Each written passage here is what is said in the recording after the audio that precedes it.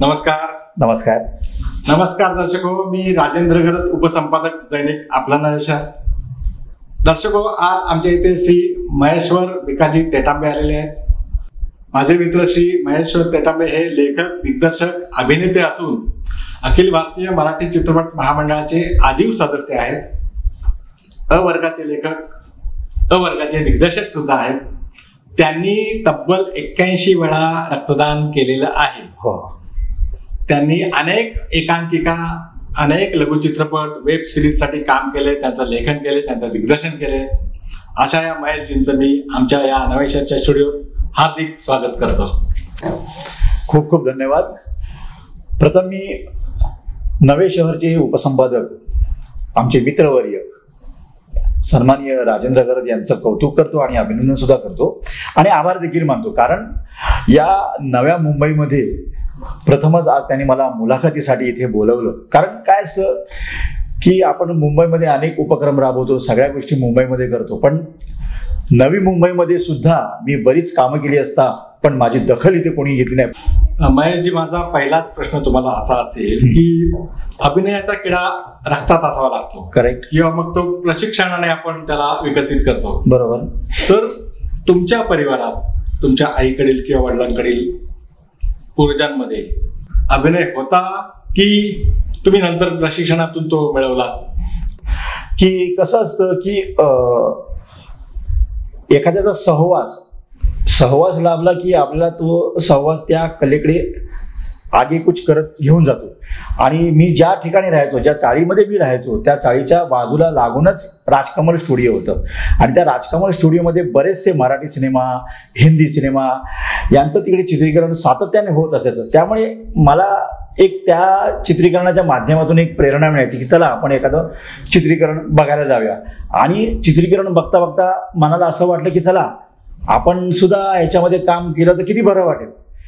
मग मी काय केलं, माझे जे चुलते आहेत सत्यवान तेटांबे, हे माझे चुलते जवळजवळ आता त्यांचं वय 82 आहे, पण त्यांचा वरदहस्त मला लाभला. कारण ते जवळजवळ 40 ते 45 वर्षापासून ते रंगभूमी चित्रपट डायरी ही सातत्याने काढत होती. त्यामुळे त्यांच्या माध्यमातून कलाकारांचा ओघ हा त्यांच्याकडे सारखा येत असायचा. आणि त्यांच्या माध्यमातून मला एक प्रेरणा मिळाली की आपण सुद्धा स्टेजवर नाटक म्हणा, एकांकिका म्हणा, किंवा आपण कॅमेऱ्यासमोर आपण सुद्धा येऊ शकतो.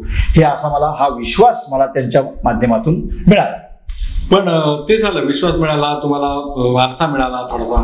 पण प्रत्यक्ष रंगभूमीवर पाऊल टाकताना, प्रत्यक्ष चित्रपट सृष्टीत वावरताना थोडंसं प्रशिक्षण, त्याला ट्रेनिंग वगैरे आपण जे म्हणतो, त्यात अभिनयात सफाई घेण्यासाठी, तर तसं काही कोणाकडून घेण्याची वेळ आली का? नाही ना, आजता काय तरी मी कुठलं शिबिर म्हणा किंवा कुठलं ट्रेनिंग ह्या सिनेमाच्या माध्यमातून कधीच घेतलं नाही. जेव्हा मी समोरून चित्रीकरण बघायचो आमच्या राजकमल स्टुडिओतनं, तेव्हा मला वाटलं की अरे हे आपण सहज करू शकतो. काय काय गोष्टी कशा असतात, ती कॅमेऱ्यासमोर उभं राहायची सुद्धा भीती असते, पण मी जेव्हा समोर बघायचो की अरे 10 वेळा रिटेक, 15 वेळा रिटेक, मग आपण पण इझी करू शकतो या गोष्टी, तेव्हा मला तो विश्वास एक संपादन झाला. आणि मग मी ठरवलं की चला आपण सुद्धा या क्षेत्रामध्ये 50% का होईना आपण हे या क्षेत्रामध्ये योगदान द्यायचं. तुमच्या एकांकिका पण बऱ्याच झाल्या. हो. तुमच्या गाजलेल्या एकांकिकांची नावं सांगा जरा. चार नावाची वाचाळ वस्ती एक झाली, त्याच्यानंतर आमची माणसं झाली, एक पुरस्कार माझी एक एकांकिका, तिला बरेचसे 8 पुरस्कार मिळाले. म्हणजे ती एकांकिकेवर, आता त्या एकांकिकेवर मी सिनेमा सुद्धा करतोय. आणि आता त्याचं शूटिंग मी जवळजवळ जून किंवा जुलैमध्ये मी त्या सिनेमाचं शूटिंग सुद्धा करतोय. त्या बऱ्याच म्हणजे एकांकिका लिहिल्यात मी. आणि हे सुद्धा शॉर्ट फिल्म सुद्धा भरपूर लिहिल्या मी. शॉर्ट फिल्म म्हणजे माझ्या 777 रुपयात बाबा, शिदोरी, अर्थ स्वार्थ, त्याच्यानंतर आताच खरं श्राद्ध ह्या माझ्या शॉर्ट फिल्मला जवळजवळ 1 लाख लोकांनी, 6 महिन्यात 1 लाख लोकांनी बघितली. आणि मला या खरं श्राद्ध या शॉर्ट फिल्मला जवळजवळ 3 ते 4 आता लेटेस्ट अवॉर्ड मिळाले. तुम्ही एक लघुचित्रपटाचा महोत्सवही भरवला होता. हो. कसा होता त्याला प्रतिसाद? मी मार्च 2023 रोजी मी पहिला राष्ट्रीय लघुपट महोत्सव सोहळा मी भरवला होता. आणि मला चांगले प्रमुख अतिथी सुद्धा, चांगले मान्यवर मला लाभले होते. आणि उत्तम असा प्रतिसाद मिळाला होता. कारण कसं असते, लघुपटा या महोत्सवाच्या माध्यमातून आहे ना, आपण एक चांगलं काम करतो. म्हणजे काम म्हणजे चांगलं काय करतो की बाबा हे जे लघुपट बनवणारे असतात, निर्माते असतात, की लघुपट बनवण्यासाठी बराच खर्च असतो याच्यामध्ये. मग आपण काय करतो की बाबा रोख रक्कम या स्वरूपामध्ये आपण 10% तरी त्यांना आपण काहीतरी रिटर्न द्यायचा आपण प्रयत्न करत असतो. पण बाकीच्या ज्या संस्था असतात, मी तर असं म्हणेन की 90% संस्था फक्त बाहुली देतात.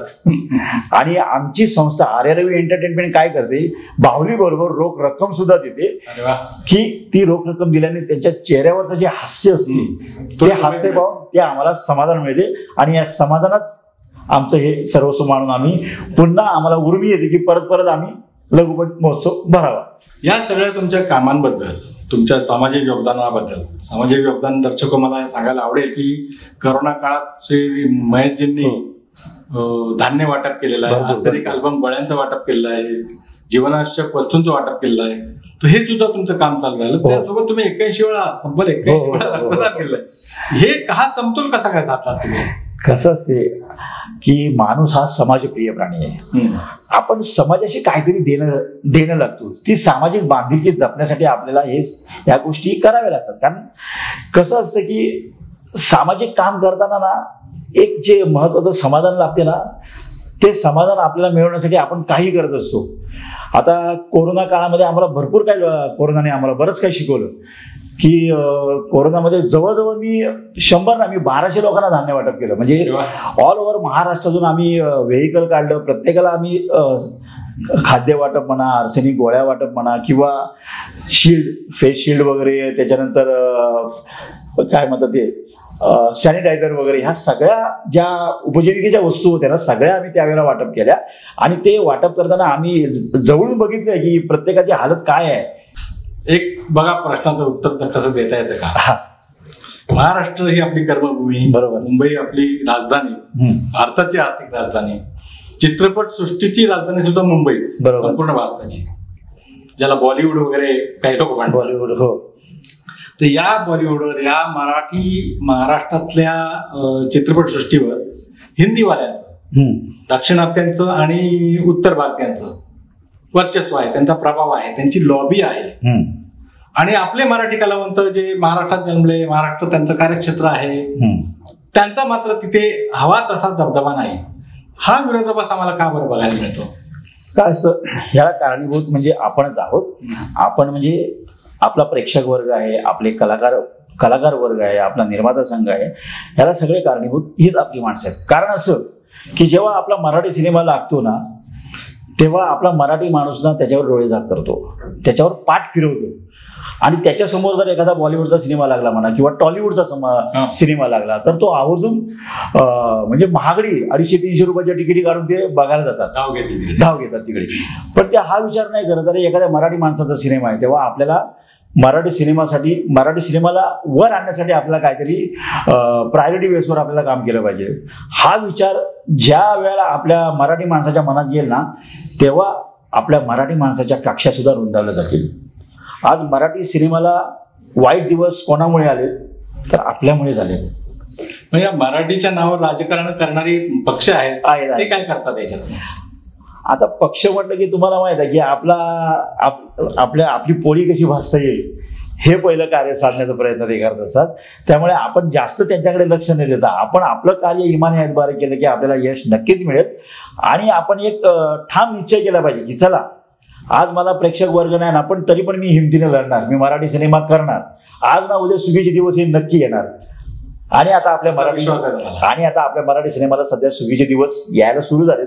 जसा जसा सैराट यायला लागलाय त्याप्रमाणे जरा थोडं यायला लागलं, वैविध्य आलेलं. तर सावरकर सिनेमा सुद्धा आलाय, मराठी सुद्धा त्याचं हे झालेलं आहे, तो सुद्धा चांगल्या पद्धतीने लोक त्यांना प्रतिसाद देत आहेत. जरी तो बॉलिवूड असला तरी पण मराठीचा पब्लिक तो पाहण्यासाठी धजावत आहे.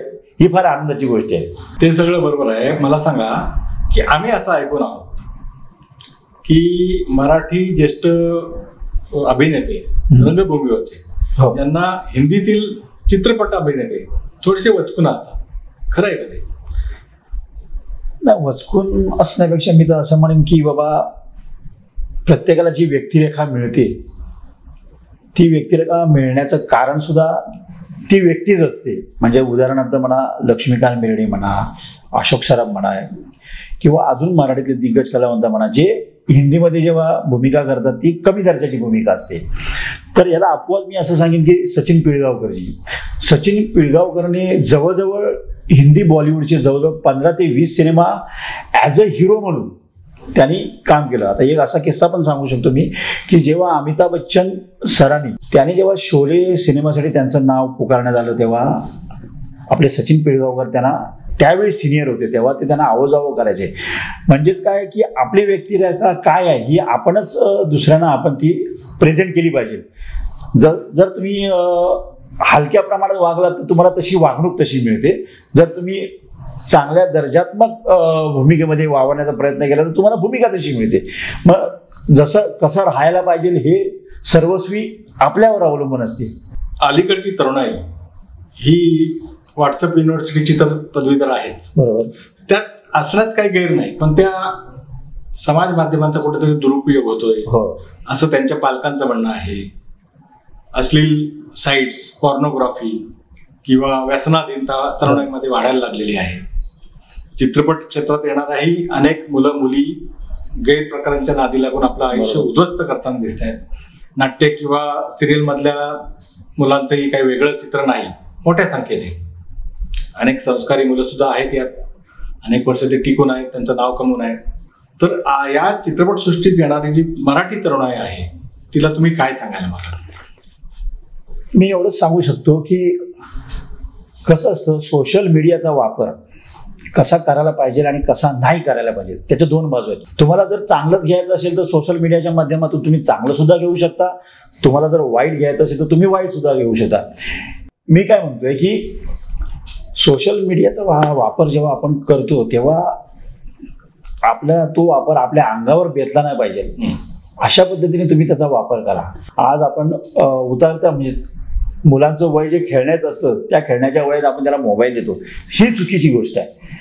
कसं असते आपल्याला देवाने हे शरीर दिलंय, हा देवाने आपल्याला एक देह दिलेला आहे, हा देहाचा काहीतरी चांगला सदुपयोग करा. याच्यासाठी मी तुम्हाला छोटीशी एक गोष्ट सांगेन की इटलीमध्ये एक 60 वर्षाचा वयोवृद्ध असतो आणि त्याला नुकताच डिस्चार्ज मिळालेला असतो. तर तो डिस्चार्ज घेता घेता तो डॉक्टर त्याला त्याच्या हातामध्ये बिल देतो. तर जेव्हा तो बिल बघतो तेव्हा तो बघून रडतो अक्षरशः. तो डॉक्टर त्याला विचारतो, अहो तुम्ही रडताय काय? तुम्हाला तर चांगला डिस्चार्ज मिळाला, तुम्ही चांगले ठणठणीत बरे झालात आणि तुम्ही आता घरी निघणार, तुम्ही रडता कशाला? तो नाही, मी रडतोय अशासाठी की मी हे जे बिल बघतो ते शेवटच्या रकान्यामध्ये ते 5,000 युरो म्हणून तुम्ही जे टाकले ते मला तो आकडा पाहून मला रडायला आलाय. तो म्हटलं का? कारण जी वस्तू मला आतापर्यंत 60 वर्षामध्ये मला ती फुकट मिळत होती आणि त्याच्यासाठी मी आता 5,000 युरो म्हणून तुम्हाला देतोय, याचं मला वाईट वाटते. कारण आतापर्यंत मला जगाने भरपूर दिलं, निसर्गाने खूप काही दिलं आणि ही जी वस्तू आहे ऑक्सिजन ही मला विकत घ्यावी लागते. याच्यासारखी शर्मेची गोष्ट नाही. म्हणून मी काय म्हणतो, आपण जे आज समाजाचं आपण काहीतरी देणं लागतोय, आपल्याला निसर्गाने भरभरून हा देह दिलाय, हा आत्मा दिलेला आहे, हे शरीर दिलेलं आहे, त्याचा काहीतरी तुम्ही सदुपयोग करा आणि तरच तुम्ही चांगला सन्मार्ग पत्कराल आणि तुम्ही चांगला सन्मार्गाने लागा असं मला वाटतं. तर दर्शको, हे आहेत श्री महेश्वर तेटांबे. त्यांनी आमच्या विनंतीला मान देऊन आमच्या स्टुडिओत आले. त्यांची सर्व कलाविषयक कामगिरी आपण जाणून घेतली.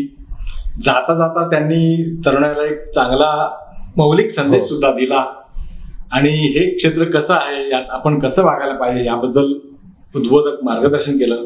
त्याबद्दल मी त्यांचे आभार मानतो आणि त्यांच्या पुढील सर्व वाटचालीसाठी खूप खूप शुभेच्छा देतो. खूप खूप धन्यवाद. आज तुम्ही मला इथे बोलवलं.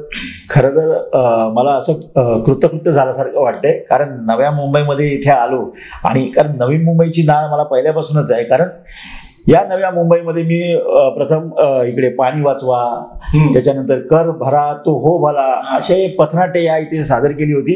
माझे मित्र रवी मोरे आणि आमची संस्था इथे ओम कला मंच, या संस्थेच्या माध्यमातून आम्ही बरेच पथनाट्य इथे केले आणि त्या पथनाट्यांना आम्हाला बरेच अवॉर्ड सुद्धा मिळाले. नवी मुंबई महानगरपालिकेच्या माध्यमातून आम्हाला अवॉर्ड्स मिळालेले आहेत आणि खरोखरच तुम्ही इथे मला बोलवलं, माझी मुलाखत घेतलीत, मला प्रेक्षकांच्या समोर तुम्ही प्रेझेंट केलं, त्याबद्दल मी खरंच तुमचा मनपूर्वक आभारी आहे. आणि असंच प्रेम असाच रोग ठेवा हीच ईश्वरचरणी प्रार्थना करतो. धन्यवाद.